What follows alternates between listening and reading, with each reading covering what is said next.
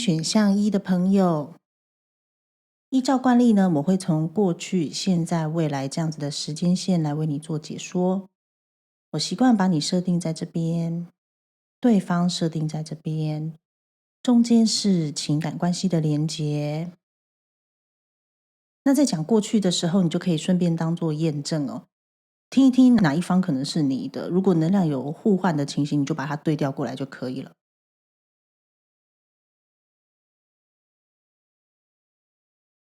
其實我覺得你對他是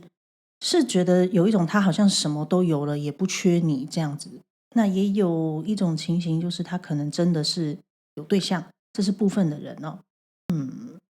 這種說法就是說，其實你會覺得他各方面都很適合你，跟你是很匹配的。是卡在好像你這邊呢，要表達情感是有一些不方便，那要由你主動也有一些不方便。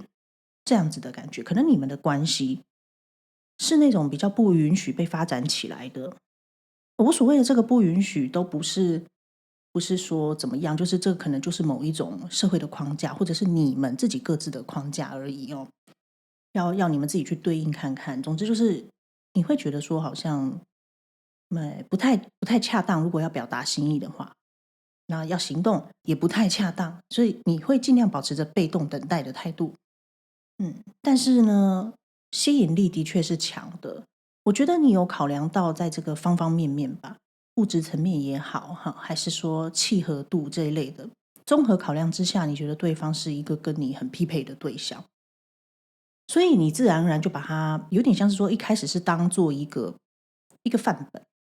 那沒想到就是產生了情感嘛。對方這邊也是那種愛愛內含光的愛，他其實是有把你當做白月光在看待的，他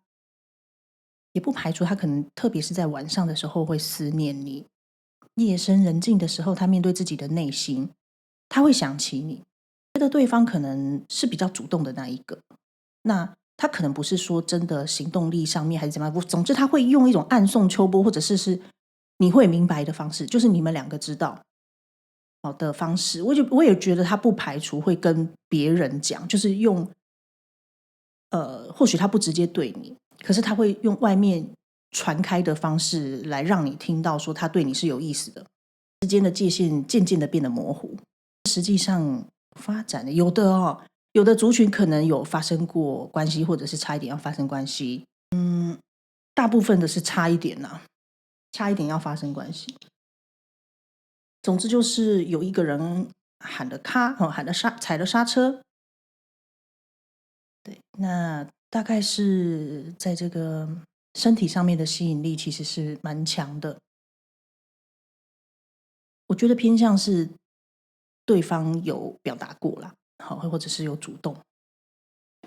中間連接的能量呢，看到的是你們的關係有一種需要偷偷的暗中進行。但是你們明白，兩個人都是很認定對方的，所以比較像是說台面下的你們已經有認定彼此了。有的時候我覺得，因為這個能量有點像是說不是，就是有一種開放式的關係的感覺。那我覺得說聽到這裡，有的人會開始有一些不太開心哈，就是會覺得說，他是不是海王海後啊什麼的。這是部分的人，我覺得這組可能會有2極吧。那有另一部分的人就是覺得是可以接受這樣子的，所以就是總之愛到了嘛，那就先走走看看能夠走到哪裡這樣子。然後也是雙方也是秉持着要保護彼此，所以有的人選擇就不公開。這是過去哦。那我們來看看現在你對他的感覺想法。他對你的感覺想法，中間的情感連結，我覺得現在的你雖然還是很喜歡他，可是你會希望有一個比較對等的愛，所以你會選擇先讓自己的目光放在別的地方，企圖讓自己的思想不要一直在這個對方身上。如果你也是有關係的人就是有伴侶的話，你會先回歸到你自己的家庭；沒有的話，你就是回歸到自己的生活，自己的方方面面。你覺得自己本身內核要穩，才有那個多餘的能量去談感情。雖然覺得對方就是你還是喜歡對方，但是實際還是比較重要的。如果沒有辦法獲得一個對等的愛，那可能就先走到這裡吧。你覺得是這樣？你回歸到一個愛自己的狀態。對方的話，我覺得我先講一下哦，因為這是大眾占卜，所以情況會比較多。如果你想要聽專屬的話，就是歡迎你來跟我預約哦。因為有的時候能量的確是比較複雜，那有的人很純情嘛，來聽的時候就會覺得哇，我的對象不是這樣啊，或者是我的心並沒有這樣啊，會覺得說啊，怎麼能量不好啊，好差啊什麼的。我覺得就是既然有緣分點到，應該就是有一些訊息隱藏在其中，是宇宙要給你的。那如果說你會要求到說要聽到一個比較針對於你們專屬的哦，還是建議會預約個占比較好。那這個系列我也有出一個專題的占卜，就是也歡迎你來跟我預約。好，來看一下對方哈，對方啊，我覺得對方真的是不排除想要跟你發展有比較偏向開放式關係。他會覺得說，其實不太需要設定一個什麼樣子的框架來框住彼此。他也有一種就是他會跟你表現出他已經有原本的要鞏固的人事物，所以他跟你之間大概就是僅止於發展，有的人是發展關係哈。那如果你有其他多的想法，就是恕他沒有辦法多做些什麼，所以他的確是會以你為一個好像性幻想的對象、身體伴侶之類的。那他其實當然，如果可以的話，他會想要照顧到方方面面，包含你。不過他似乎看起來背後已經有一個很堅固的力量。你要說是人是物，他的所謂的他的國，他掌管的領域，他是不能夠輕易把它撇下的。我覺得他給你的愛，他對你的情感是有一個界限的。如果可以的話，那我們就發展看看。如果你不能接受，我也會尊重你這種的態度。中間你們的情感關係連結呢，就是說我覺得這段感情就是要發展起來，會帶着刺，這個愛同時又帶着痛，總是會有一方覺得委屈的。因為我覺得你們雙方是有一點，一個在講愛，一個在講理。覺得談感情要憑着有一股衝動，如果說帶了太多的理智分析在裡面的話，這段感情就很容易帶着刺，就有一方會被刺傷。當然，如果你們兩個都是同類型的人，就沒有問題。問題就是你們兩個是不同類型的，一個是以愛為出發，一個是以理為出發，以現實；一個是以那個一個比較實際，一個比較不切實際哦。我不是想要特別的去把它劃分出二元，因為我認為二元是應該要平衡的，所以我並沒有特別的貶義哪一方。總之就是這段感情呢，很容易就是會帶着痛往前行，但是想放又放不下。可能呢，有一方是自尊心比較高的，那有一方就是純純的愛，很純潔很純粹。那如果說你們是身體伴侶，有一方是帶着愛發生的，有一方就是覺得這是我們談好的條件，那是不是勢必那個帶着愛的就是會覺得被刺傷？可能很多時候帶着愛的那位都會覺得自己都被犧牲了，好像對方在做任何選擇的時候都是選擇把自己先放下，很不公平。可是自己好像也都摸摸鼻子啊，就是好啊，的確要講理，的確是我同意的，類似這樣子，就是某種程度也是同意了嘛。所以在講道理上面是站不住腳的。那你要說那個講理的那一位，講道理的那一位，完全沒有愛嗎？不是，他也愛，可是他愛很大，他可能會覺得如果他的能力所及，他是方方面面都想要顧到的。所以這邊不排除也有多角啦，就坦白說有可能個位數的吧，個位數的人，那也可能他的能力就是真的是很強，他有辦法照顧大家，但是如果他能力沒有很強，那就是他還是希望在他的能力範圍、能力所及範圍，他是能夠都顧到。但偏偏他比較顧不到你，你會感覺這樣子。那就他的觀點，他是覺得他有在努力了，努力0分到10分，他有1分也是有在努力啊。總之，對方就是有一個有界限的愛，他是背後有東西是沒有辦法放下的。你要說他是既自由又不自由，這個同時都存在他身上。那我這邊就不多做評判哈，因為我覺得大众占卜大概就是你們，我就是如實傳遞當下的現況，我盡量站在中間傳遞給你們聽哦，那你們再去做判斷。當然，我覺得這組是稍微複雜一點啦。如果你真的很需要說，那再來找我做個占哦。個占我也不是說，我一直很排斥老師們把自己神格化，因為我們就是人，所以我會以像是一個夥伴這樣子哈，朋友這樣子的角度，我傳遞牌面的訊息給你，那你可以自己去選擇哈。比如說，我們可以看一下結果，走 A 這條路好，還是走 B 這條路好？做這個決定好，還是做那個決定好？那所謂的好不好，也都是每個人的定義不一樣。就是我只是告訴你未來會怎麼走，那你自己可以去做選擇。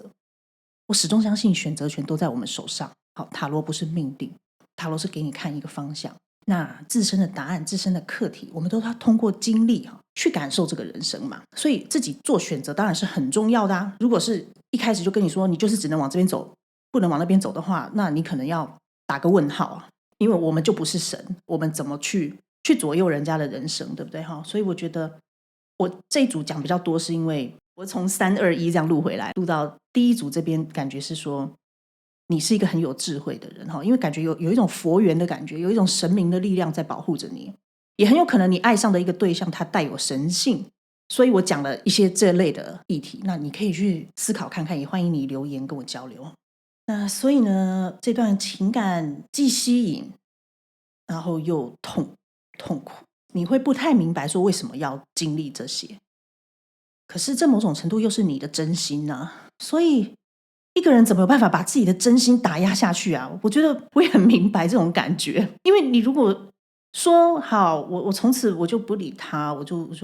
放下他，但是其實你某種程度是在放下自己，因為那是你很悸動的一個對象嘛，對不對？我覺得你這組也可以去聽聽第二組，因為首先是我是倒着錄回來的，我有發現有一些牌有重複。那再來就是說，也有一種跟靈性有關的議題，你到時候可以點去聽看看。好，所以呢，這組比較複雜啦，那比較辛苦哈，就是辛苦你了。可是我看到你的心是很純粹的，對方其實也不差哦，只是就是說一個可能是不同的出發點啦，一個講理，一個講情。那其實你要想說，反觀現在很多伴侶，也往往都是會這樣子變成都是這種組合，很多家庭都這樣哦。所以看起來是需要溝通，但看似溝通又有困難，因為有一方自尊是特別高的哦。好，那我們來看看未來。未來我會設定在未來1個月。如果你有找我做個占我有出這個雙方關係能量檢測的專題嘛，那我就會幫你看到3個月這樣子。好，那因為這一集會有延伸占卜。在延伸占卜裡，我們會一起來看你們這段關係最終可能會走向哪裡，以及對方現在當下那些想說卻說不出口、想表達卻不知道該怎麼表達的真心話。有興趣的朋友，歡迎加入太陽牌會員觀看。未來1個月你對他的感覺想法，他對你的感覺想法，中間你們的情感關係連接。好，我覺得你採取了一個方式，就是你不完全離開，可是也不完全投入了。因為呢，我覺得你愛着他你喜歡他，會成為你心中的一個力量感所以你會選擇並存。但是你有一種想要慢慢淡出，讓自己慢慢的，讓對方在自己的心中那個比重不要那麼重了。你想要放過你自己。所以你帶出了一種很淡定的態度，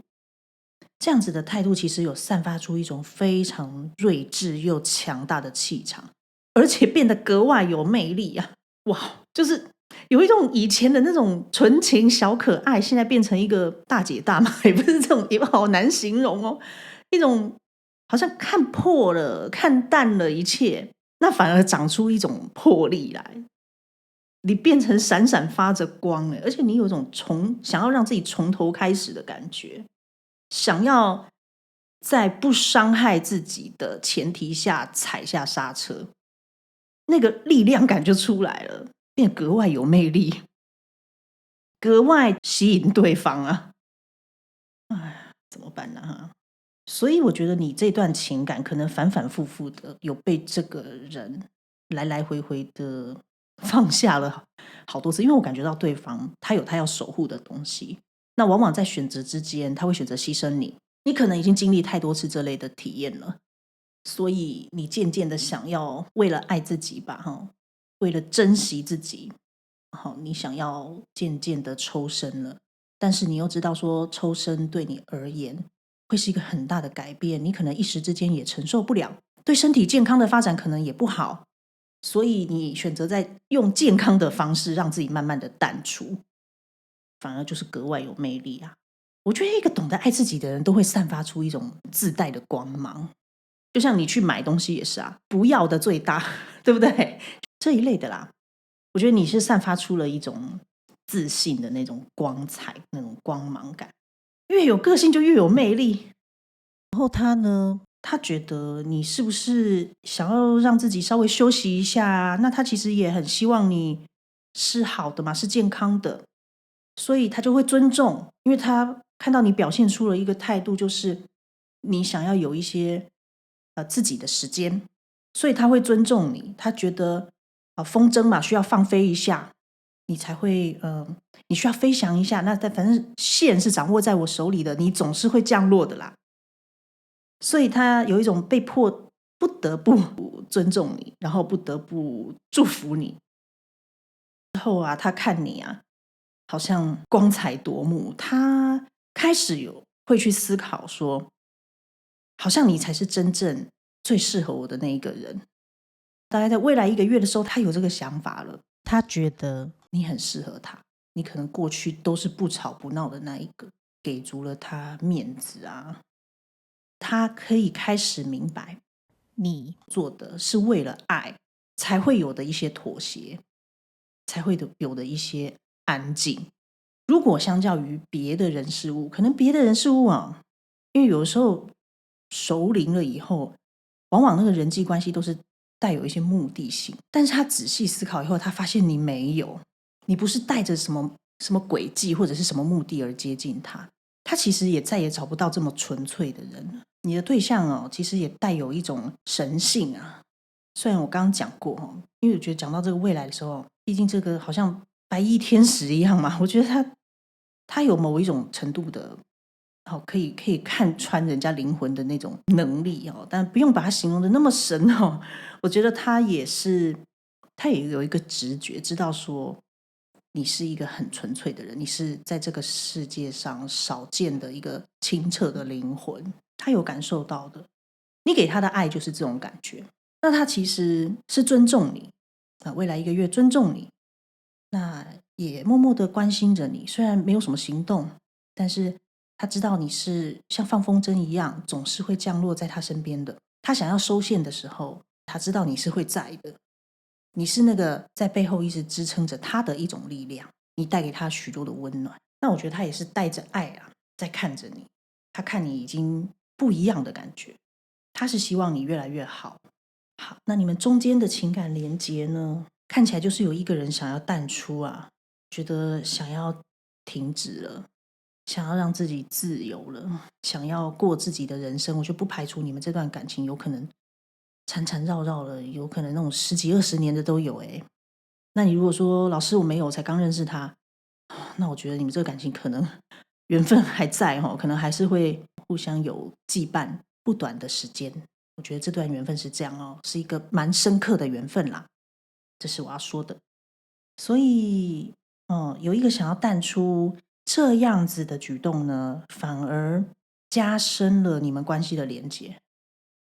哇，我覺得這個有一種顯化法則的感覺。這個有一種說你越放下，宇宙就越給你。我的確是看到有一方是做了一個決定要淡出了，可是卻讓這個感情產生了一個很強的連結，而且是那種覺得可以相伴一生的那種連結。這一組的其實我覺得是正緣啊，只是說很痛苦，因為看起來現階段或者是過去一直都是有那種多方三方的那種的問題，或者是這個人他背後有一些他需要承擔的責任，他是放不下，那就會對另一方特別的不公平。但是你說這個叫做不愛嗎？又不是，兩個人又是的確是有愛的，而且很有可能你們相處的模式就像老夫老妻那樣，像終身伴侶那樣子，但是沒有名分。那一方一直不停的想要止住了，可是又止不住，而且一方要淡出的時候，另一方又捨不得，但是又不會明講，也不會說用言語去做挽留。哇，所以你說糾不糾結？我覺得很糾結。好那你都聽到這裡了，我覺得如果你是現在情感很順利，你可能也不會來看塔羅啦。但如果說你想要听比較正向，說老師我們現在明明就是很甜蜜，那你去看看別急因為我這一系列有錄了非常非常多，可能現在就是宇宙想要特別針對我們有困擾的，在找方向的一些族群，所以感動我來錄這個好如果你想知道對方現在當下有哪些真心話是想說卻說不出口，想表達卻不知道該怎麼表達的，以及這段關係最終可能會走向哪裡，歡迎參考下方說明欄加入太陽牌會員觀看我們的延伸占卜。 YouTube 跟 Patreon 是一樣的內容，只要選擇其中一個平台加入即可。如果你需要專屬你們雙方關係的能量檢測個人占卜，歡迎到我的網站上做預約。另外，宇宙塔羅職業班目前還剩下少數名額，有興趣的朋友也請把握機會報名。喜歡我的影片，請記得幫我訂閱、點讚並分享出去。祝福你，我們下次見，拜拜。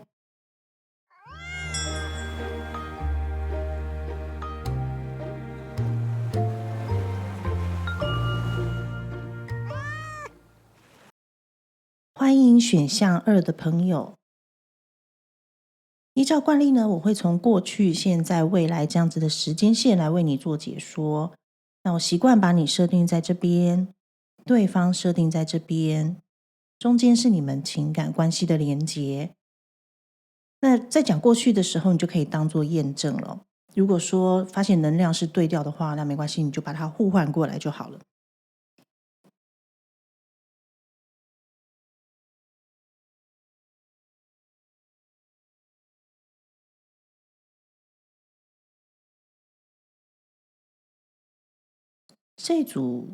這組有網戀吧？怎麼感覺有一點距離的感覺哦？那先從你這邊開始說起。我覺得你這邊似乎是覺得說，這好像是一個沒有任何切入點或者是任何理由能夠在一起的一個關係。如果硬要在一起，好像是顯得有一些需要花很多的力氣，所以呈現的就是一個默默的關注者，帶着一種溫暖的眼神會看向對方。那我覺得某種可以看得出來，某一些行動會想要行動的念頭是有的，可是偏向就是說不會選擇那種很強硬的去介入對方的人生，也就是說比較呈現的是一種被動的行動。也就是說，如果對方真的就是你們有辦法聯絡的話，對方有要求的話，那你這方才會去順手幫個忙，這種感覺。遠遠的，就是可能你們兩個就是遠遠的，兩兩相望的感覺。那對方這邊呢？對方這邊呈現的是一直停在原地，比較像是一個內省的狀態。可能他偏向就是一種比較淡的人，比較理性的人，似乎就是忙碌於在自己的本分的事項上。就是如果他是已經有關係的人，他就是努力的在他原本的關係上。那如果他是單身的話，他就是偏向在努力着他的事業或學業。對於情感哦，我覺得他是偏向保守與理智的，他有一種很潔身自愛的感覺，所以或許這一對有物理上的距離、現實的距離，甚至是一些心與心的距離哦。那你們的情感連結呢？我看到的也是裹足不前吶。如果要前進，就似乎只能有一方在堅持着，才有辦法繼續。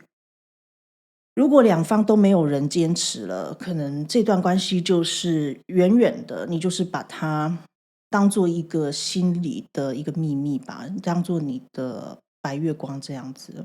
很難變現。看起來很遙遠，很難變現的，好像都在的在告訴你們說，對方的出現是要讓你們在現實上面有一些改變。我覺得你們雙方吧，可能因為彼此的出現，好，在自己的一些所謂的觀念啊，還有一些甚至是框架呀，這種都有一些突破跟改變了，讓自己的人生其實是朝向正向的發展。雖然感覺說你們這樣子的戀情兩兩相望是有一些酸酸的哈，但是不能否認的就是說，他這個人的出現的確是有帶給了你一些啟發，是正向的，所以要把它歸為一個貴人，我覺得是可以的哦。就是看起來雖然實質上沒有什麼接觸，但是這個人在你心中的分量，第一個是重的，第二個是他其實似乎是好像老天爺安排來走一遭給你看，然後你會有一些啟發提升。這一組人呢，也有的人是來問一些公眾人物、明星偶像的哈，或者就是說他是你心中的一個秘密，你只是想要知道他現在好不好，這樣子的。好，來看看現在你對他的感覺想法，他對你的感覺想法，中間情感的連結。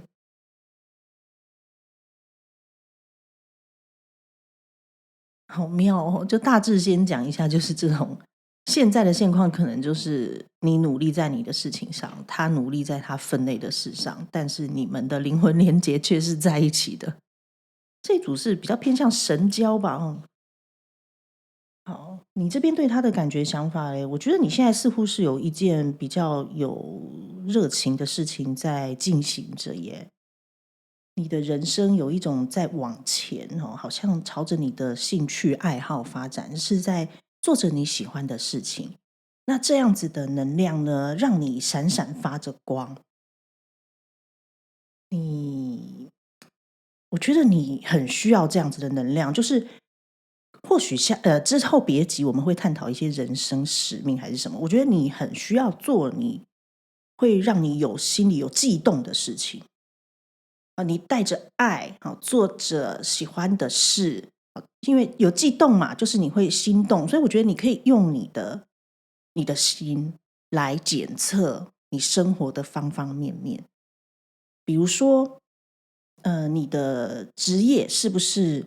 你很喜歡的，或甚至你要覺得很好玩？因為如果你只要帶着有這樣子的有悸動感的這樣子的心去做這件事情的話，往往都會獲得蠻豐盛的收穫。所以你可以用你的心去檢視，甚至是家裡的家具擺設，你都可以一一的，你用手去觸摸嘛，比如說衣服不要囤積，你就一一的去觸摸這一件，我還心動嗎？不心動的你就把它捐出去了吧，或者是就是送人吶，或者是你在做處理。那事業也是一樣的，學習也是一樣的。如果你經手的東西是你喜歡的，那你往往會在這個人事物人也是這個人事物上面，你會看到宇宙要給你的禮物，那你就會一直不停的提升。你帶着這樣子的能量，就變成無往不利的人生。很多東西就是看你要不要而已。你願望敢不敢許而已。好，變成這樣子哦。那你現在的狀態是這樣，你有讓你悸動的事情正在進行中，你有一點把這個感情好像這叫什麼寄語白雲嘛？突然想到這一首這個歌。寄語白雲呢？怎麼會想到這首老歌啊？天哪！或許你們查一查歌詞哦。我剛剛停頓一下，是真的腦中有浮現這首歌的歌詞，那我就不唱了。你們去搜尋。這個感情讓我有一點覺得是這樣子的情感啦，它是你的一個動力，因為你喜歡他，所以你的心有悸動，你就可以去勇敢的做很多事。我覺得是這樣子誒，是一個內在很強大的力量。所以這段感情偏向是跟靈性的成長有關係。或許現實不一定真的能夠走在一起。當然，今天我們晚一點會有延伸占卜，延伸占卜我們會看一下這段感情最終走向哪裡，以及他要對你說的話嘛。這個就是有需要知道的人再去加入那個太陽牌會員就可以觀看哈。那如果已經斷聯很久了，你覺得它就是你的力量了，這樣就好了，其實也 OK 哈。因為我覺得悸動，讓你的心有悸動，是你今生可能很大的一個你需要去知道的。也就是說，可能是關乎於你這個人啊。如果你是一個產品的話，我們老天爺的產品嘛，對不對？作品，你這個人的使用說明書，你需要愛，你需要悸動來當做你生命的一個燃料。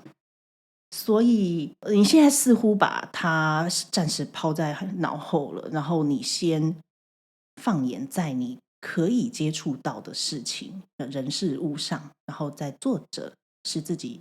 心動的事情，甚至可能你也會開始關注在就是新的人上面，有一種展開了一個新生活的感覺啦，或者是你真的去學習了一個新的技術、新的學問，那對方呢？對方也很努力耶，對方是帶有一點點工作狂的感覺哈，就是如果他很像是在一個團體裡面那種會去執行、會去衝第一、會去站在前線的那一個人，他比較相信眼見為憑的，所以你們兩個有一個是感性的腦袋，一個是理性的腦袋。那他對於你的感覺想法，其實如果你們能夠有所接觸，實質上的有見面有接觸的話，他是會有一些熱情的，身體是會告訴他說，他對你是好像有特別的感覺。但是你說實際上能夠要有怎麼樣子的發展？如果要發展，大概就是偏向比較務實層面了。比如說，你如果剛好跟他是在一個團體裡面，就是當同事啊這樣子的，比較不像是那種可以去交心的，有點難，因為這個人有一點邊界感的。如果你太前進，他是會退後的。就我感覺這組就是有距離啦。那如果說是過去曾經很久很久以前小時候年輕的時候交往過這類的對象，你是在問過去的人他這個人也是偏向覺得說這段關係已經結束了，那他要認真的往前，他現在全心想的就是他眼前可以控制的事情，可以掌控的事情。過去都成為了他人生中一部分的養分，他要往前走。那他也是那種很有正義感、很有責任感，會扛下很多事情的人。那你們中間情感關係的連結呢？我覺得是一個偏向靈魂層面的連結，要奔現真的有一點難，但是在心靈的層面是連在一起的耶。我有連接到有的人真的是在問已經過去的人，好，聽得懂就懂哈，聽不懂也沒關係，就跳過。那有的人因為這個感覺是靈魂層面啊，如果說這個人還在你的生活當中，那就是靈魂伴侶類型的。靈魂層面你們能夠有交流，物質層面看起來需要經過很大很大的努力，甚至是我有看到有一部分人可能是有需要到去改變，就是人生會有很大的改變的時候，有可能是發生一些挑戰這類的比較大的挑戰，你們才會有所交集。那其實就有一點為難嘛，因為當然都會希望彼此都是平平順順的嘛。我是相信每個人基本上是帶着善意來啦，好，所以我就先這樣講哈。基本上應該都會希望彼此是能夠平平順順。但是諷刺的是，你們這段關係如果要有所交集，就需要有人跌倒哈，有人比較辛苦的時候，好像才會看向對方。有一種接觸宗教信仰的感覺啦，因為我們會去尋找信仰，往往是因為碰到了一些困難嘛，在人生低谷的時候會去，比如說很容易就是加入了什麼心靈成長團體或者是宗教團體，接觸到宗教，因為想找答案嘛。那你如果很順遂的人，好像就比較不會，好像需要馬上要抓一根浮木的感覺。我覺得你們的感情會偏向這樣，就是要真的物質層面有所交集，是需要有人摔一跤。哎，就是看你們怎麼想啊，就是還是原則上應該還是會希望對方是平順的吧。不知道啦，好，就看你們個人，因為這畢竟是大眾占卜，或許不是每一個人都是帶着善意。但我目前看到是帶着善意比較多的人啊。好，那我們來看看未來。未來我會設定在未來1個月。那你如果是要找我做個占的話，我會設定在未來3個月。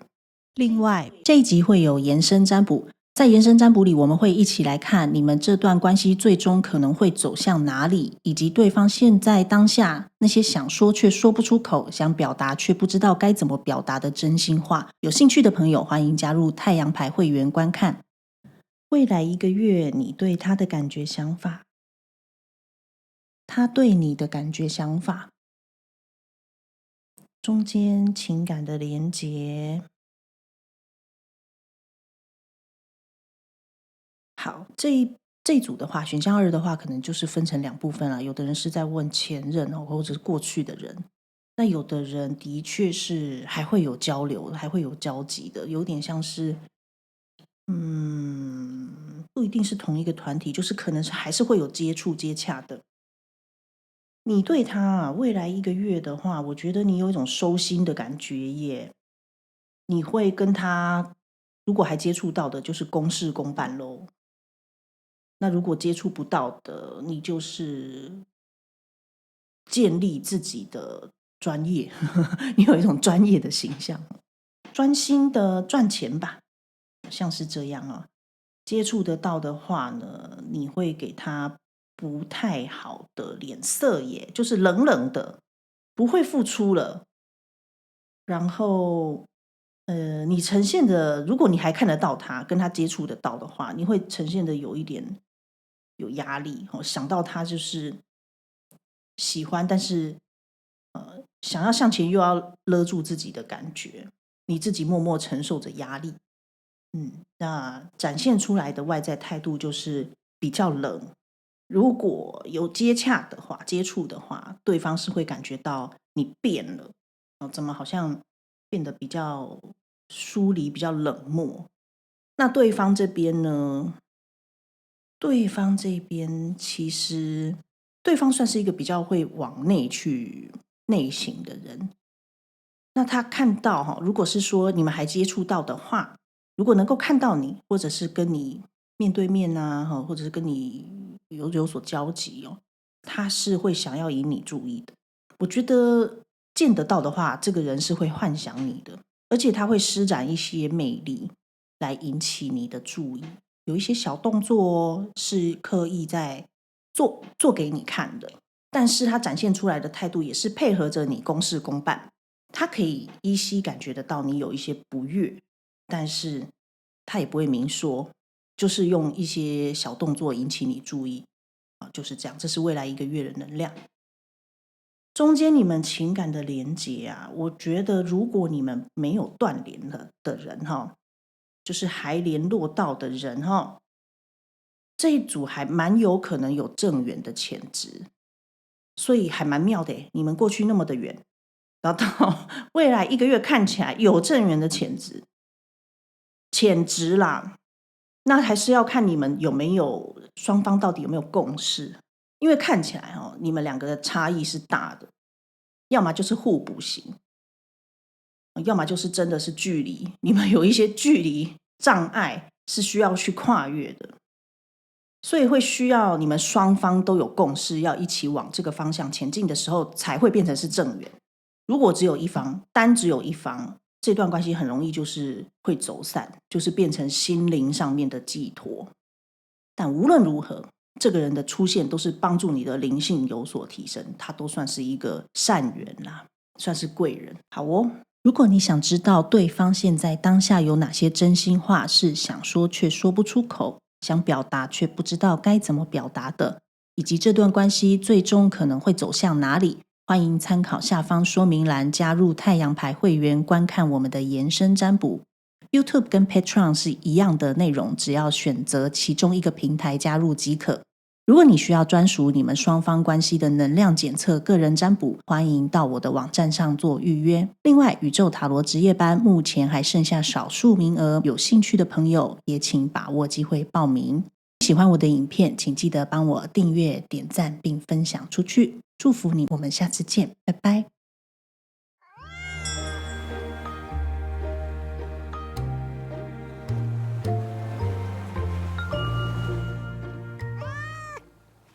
歡迎第3組的朋友。依照慣例呢，我會從過去、現在、未來這樣子的時間線來為你做解說。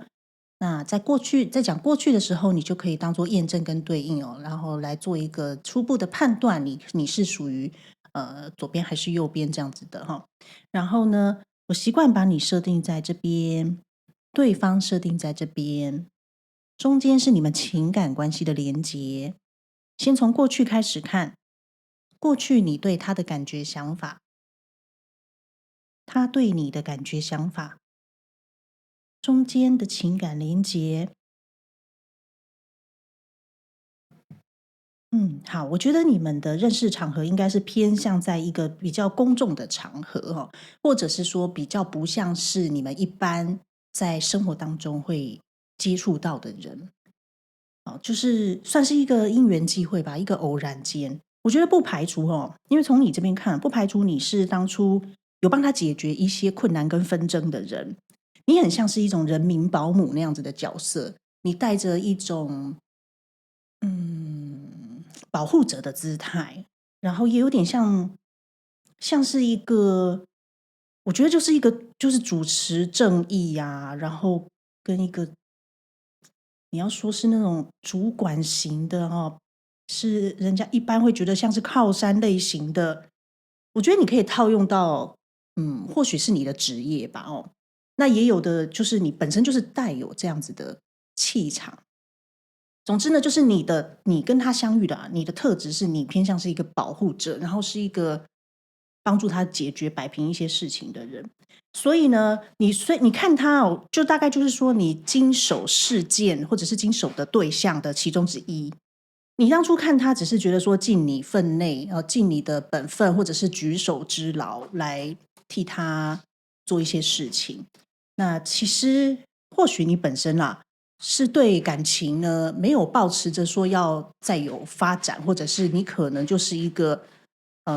主張要一輩子單身的人，或者就是說你覺得你不太適合再發展感情了。那這樣子的狀態呢，你遇到了對方，對方呢是帶有一種很成熟、很溫暖又很穩的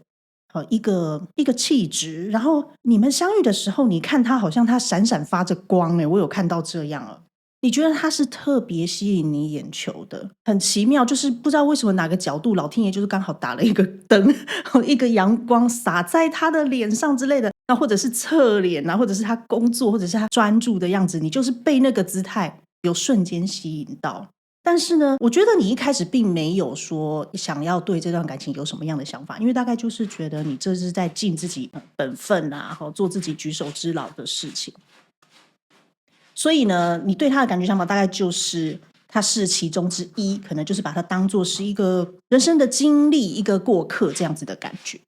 不好意思，這背景有一個那個抓抓的聲音，是我家貓咪在旁邊，不好意思。好，那對方對你的感覺想法呢？他起初啊，也沒有帶有什麼樣子的其他這種偏感情、情感方面的想法來看你。他覺得你是一個很可靠的存在，但是他也知道說你不是只針對他，你是天生就帶有這樣，天生或後天不管了哦，就是帶有這樣子的能量出現在他的生命當中，是一個很可靠的人。然後呢，也是一個。不太他覺得你們其實是不太，可能你這邊也有這樣的想法，你們兩個其實是不太適合去發展感情的。你們是這樣子的一個相遇，這樣子的一個初期啦，就是過去是這樣子的情形，不太適合發展情感，也不會往那個方面去想。但是既然有這張牌有出現了這樣子的感覺，表示說其實是有這樣子的想法，但是把它壓抑了下來。就是我們人常常會打壓我們的第一直覺。好，就是這個是關於一些後天的，或許是教育的環境，或者是你成長的環境啊，會讓你不自覺的會去打壓自己的所謂的渴望或者是直覺。那所以呢，總之這段情感呢，兩個大概就是放心中了。雖然都有好感，雖然好像對方在自己的眼中都好像閃亮亮的。但是會有點搞不太清楚說，究竟是因為受到了幫助，還是幫助了他，才會有這樣子對他會想要多照顧的想法，還是說到底是怎麼樣？所以我覺得在過去是不太確定的，是有一種的確是有受吸引，的確有覺得這個人好像是我的理想型，有覺得。有閃過一個念頭，覺得說這人好像對我有點特別，但是也找不出任何讓他留在你生命中的理由。看到是這樣子，所以大概這段情感就是會就過去了。就是大概我覺得說，應該就是一時的，有點像是那種在街角偶遇呀。或者是說，就是路上有點感覺說，你可能出了什麼車禍還是什麼的，那他可能是人民保姆，就會可能顛倒啊，或可能他就是報案幫助你的那個人，之類的這類的情形啊，就是覺得說不可能再往下發展什麼啦。然後呢，會覺得好像有一點緣分感，可是如果要發展下去，那可能就是會有危險，是這樣子的感覺。好，那我們來看看現在你對他的感覺想法，他對你的感覺想法，中間你們的情感連結。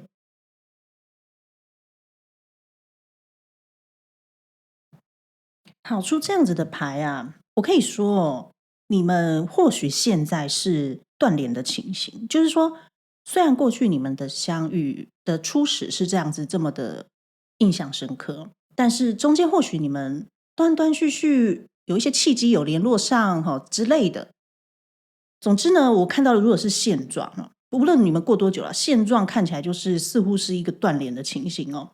因為有一種想要又不敢要，再決定要不要放手的感覺。要不然就是說，就是這個你們雙方都存在在你們心裡，只是你們不太敢承認，不太敢面對，或者是不能面對。好，那從你這邊來講呢，我看到的就是說，其實你有在偷偷的觀察他，有一個偷窺的能量啊。那或許對方是一個蠻優秀的人，因為我覺得剛剛對方出的牌也是頗有靈性的，是一個你們之間的相遇很可能是跟靈性很有關係，有可能是前世的緣分啦。那你覺得他是一個很厲害的人，他很聰明，他好像是他一直有閃閃發着光的感覺，很有可能就是他或許是也許你偷看他的自媒體還是什麼的吧，就是你可以看得到他的，偷窺得到他，或者是可以得知得到他的一些近況，那你會覺得他是一個很棒的人，你其實是很向往的，你心裡有一個小小的角落，有點像是內在小孩的位置哦。內在小孩其實是還蠻渴望這樣子的對象，但是你覺得似乎是要放手了哦。你會讓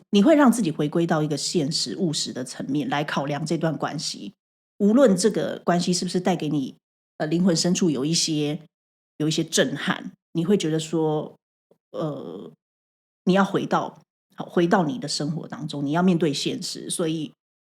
你會覺得你們之間是有一些差距的。那這個差距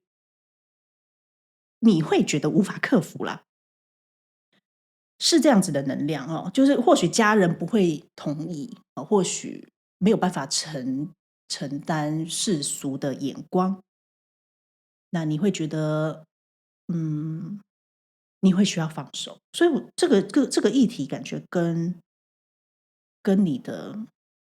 靈魂的課題有關哦。為什麼說跟靈魂的課題有關？我覺得很有可能是跟你自認為行或不行的那一些框架，好，那有一點說限制了你們這段情感的發展的可能性，這個是我看到的哈。那對方這邊的話呢，我感覺對方其實他心裡有你哦，然後他好像就再也看不進任何人了耶，比較像是，如果是斷聯的話，比較像是你這邊決定斷聯的。那對方那邊呢，是覺得說好像沒有得到答案，他不明白怎麼了。那他只知道心裡是有你的，而且他在心裡也為你留了一個位置，只是怎麼你突然就停止了？能量有可能是顛倒的哈，就是你們自己對應看看你們是哪一邊吧哦。他會覺得說，他心裡對你是有熱情的，只是這個熱情沒有地方去發揮，那不得不停在這裡。他是一個被動接受的感覺，那也不得不離開，不得不踩剎車。所以呢，他有點像是把選擇權交給你，他已經準備好了，你要走他會尊重。那你如果回來，我覺得他會想要嘗試跟你發展看看呢，因為他對你其實是有熱情的，他有覺得你們之間是有一些靈魂連結的，就像剛剛我看到他上面那一張是，其實他靈性蠻強的，他其實是想要珍惜吧，珍惜你。我覺得他好像有看到你的閃光點呢，就像你可能也看到他總是覺得閃閃發着光一樣啊。我覺得這是來自於你們靈魂間這個認出了彼此的感覺哈。那中間呢，你們的情感連結，我覺得就是一個想要但不敢往前的一個能量，選擇了安住在當下吧哈。可是所謂的這個安住在當下，我覺得也是有一個兩面性哦。我們活在當下沒錯，可是有的時候你會認為你的當下就是停止，有沒有可能你的當下是應該要行動呢？一體兩面的感覺哦，就是選擇權還是在你手上。那我覺得有的人會怕走錯嘛，會怕選錯。可其實有一種說法就是說，我們到了一個人生的交叉路口的時候，比如說要往左或往右要做選擇，很怕選錯。那就算我們應該要往右好了哈，應該要往右，那你不小心就往左了。其實你想一想，再往左3次，你也是回到右啊，類似這樣子的，有這樣子的說法哦。所以有一點在挑戰着你們，有沒有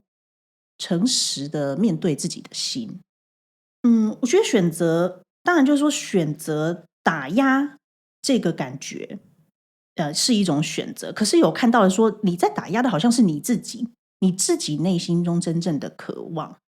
你有一種不應該，甚至是有一種可能不配得感也是有的哦。很向往啊，但是就覺得不得不停在這裡。那應該要積極面對的是自己的人生。可是你有沒有想過，其實會不會對方有可能就是你未來人生的一部分，但是你選擇踩了剎車等等的。當然啦，如果你們的情況比較複雜，就是還是建議做個占。這個是一個大眾的整合能量。那我們來看看未來。未來的話，我會設定在未來1個月。那這一集會有延伸占卜，在延伸占卜裡，我們會一起來看你們這段關係最終可能會走向哪裡，以及對方現在當下那些想說卻說不出口、想表達卻不知道該怎麼表達的真心話。有興趣的朋友，歡迎加入太陽牌會員觀看。好，接下來我們就來看未來1個月你對他的感覺想法，他對你的感覺想法，中間你們的情感關係連結。我看到你看他是真的覺得他非常的美好，好像他什麼都有了，你給不了他更好的，所以你會有點不敢向前，而且會覺得說好像矮他一截，會覺得好像自己不如他一些，想要自己準備好了以後，想要自己強大起來了以後呢，再做決定。因為这畢竟是未來1個月啦。那如果你是找我做個占，我會看未來3個月這樣子。但就是說你的內心在打架，那是試圖的要讓自己穩定，不要去多想，賺錢就好，就是專注在當下的事情就好。因為也只有自己趕快努力，才會有成長的那一天，進步的那一天嘛。所以你大概就是專注在當下你的生活當中，就是賺錢的能量。那你如果說還在讀書，就是認真讀書，這樣的能量是有的，蠻強的。哇，對方也是對方算是說轉移了注意力，他會讓自己也是回歸到他所要努力的事項。對方有開始想要對自己好，就是他覺得如果一直困在這個情感當中，一直想着你，其實是對自己不好的，不健康。所以他想要過健康的生活，他想要有健康的身心靈，那他就會先專注在如何過更好的生活上面。那就是也是跟你一樣吧，努力在他的事業上或學業上，他決定先回歸到自己，算是轉移了注意力。那畢竟是未來1個月啦，就是時間沒有看很長。對，他手上有正在努力的事情，他很期待說他手上在耕耘的事項能夠有一個開花結果，能夠為他帶來創造一些豐盛。雖然說他心裡有你，而且想到你時不時還是帶有一些憂鬱的感覺，因為剛剛現況那張也是有點憂鬱的感覺，但是他不想要再花太多的眼淚或者是憂慮在過去了，他要往前走了。好，所以如果說這時候你跟他聯繫，他大概會是給你一個對等的互動，他可能不會再對你太熱情，就是你付出了什麼他才回什麼，類似這樣子啦。如果你們還有辦法聯絡的話，那不然他就是回歸到他的生活。中間你們情感的連結我覺得有一個人其實是一直心裡很糾結的。那你們情感連結從這張來看就是跟靈魂契約有關係。我覺得可能你們雙方的出現是讓你們各自己都有了一些覺醒。可能對於你而言，你會覺得說是不是應該要順着自己內心的呼喚，但是又好像很挑戰着你。有可能你是比較理性派的吧，你不太明白這種感覺是什麼。那另外一位呢，就如果是對方，反正這張牌可以看到雙方會覺得說好像勉強不來，如果不是自願要跟上來的，那我會繼續往前走，我就不等了，我給過機會了，類似這樣子我試過了。那現在沒有試過的是對方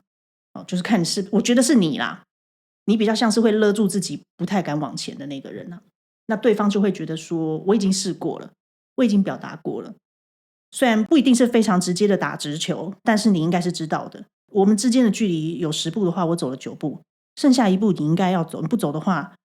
我要繼續往前走了，可能你就不是現階段我該投注心力的一個對象。那也不一定是說他就會選別人，只是說他會回歸到他的生活，他會因為他有一種選擇要愛自己的能量嘛，他想要讓自己能夠有過上比較好的生活，有好的身心靈，回歸初心的感覺哦，所以他是會往前的哦，就是他不會再等了。那我覺得，這個牌大概就是要告訴我們到這裡。如果你想知道對方現在當下有哪些真心話是想說卻說不出口，想表達卻不知道該怎麼表達的，以及這段關係最終可能會走向哪裡，歡迎參考下方說明欄加入太陽牌會員，觀看我們的延伸占卜。YouTube 跟 Patreon 是一樣的內容，只要選擇其中一個平台加入即可。如果你需要專屬你們雙方關係的能量檢測個人占卜，歡迎到我的網站上做預約。另外，宇宙塔羅職業班目前還剩下少數名額，有興趣的朋友也請把握機會報名。喜歡我的影片，請記得幫我訂閱、點讚並分享出去。祝福你，我們下次見，拜拜。